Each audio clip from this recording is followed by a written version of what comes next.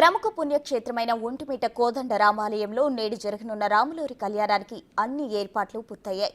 లక్షలాది మంది భక్తులు హాజరు కానున్నందున ఎలాంటి అసౌకర్యం కలగకుండా టీటీడీ జిల్లా అధికారులు అన్ని చర్యలు తీసుకున్నారు. కళ్యాణోత్సవాన్ని నేరుగా తిలకించలేని వారి కోసం 28 ఎల్ఈడీ స్క్రీన్లు అమర్చారు. గ్యాలరీలో ఉండే భక్తుల కోసం 200కు పైగా ఎయిర్ కూలర్లు అందుబాటులో ఉంచారు. సీతారాముల కళ్యాణోత్సవానికి విచ్చేసే ప్రతి భక్తుడికి గ్యాలరీలోనే తలంబ్రాలు, శ్రీవారి లడ్డూ ప్రసాదాలు అందించనున్నారు.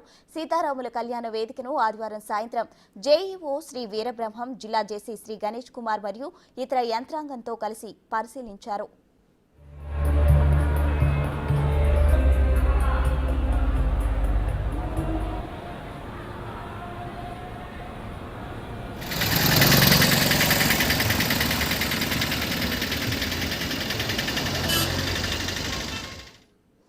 ఒంటిమిట్టలో కోదండ రామస్వామి వారి వార్షిక బ్రహ్మోత్సవాలలో భాగంగా నేడు కళ్యాణం జరగనుంది. దేశంలో ఎక్కడా లేని విధంగా పౌర్ణమి రాత్రి పండు వెన్నెల్లో ఒంటిమిట్ట రాముల వారికి కళ్యాణం జరగడం ఇక్కడే ప్రత్యేకత. ఈరోజు సాయంత్రం 6:30 నుంచి 8:30 మధ్యలో అంగరంగ వైభవంగా పున్నమి వెలుగుల్లో వైభవంగా సీతారాములు పెళ్లి చేయనున్నారు.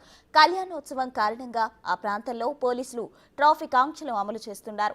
కడప, రేణిగుంట వైపు వెళ్లే వాహనాలను దారి మళ్లింపు ఉంటుంది. భక్తుల పార్కింగ్ కోసం 15 చోట్ల ఏర్పాట్లు చేశారు.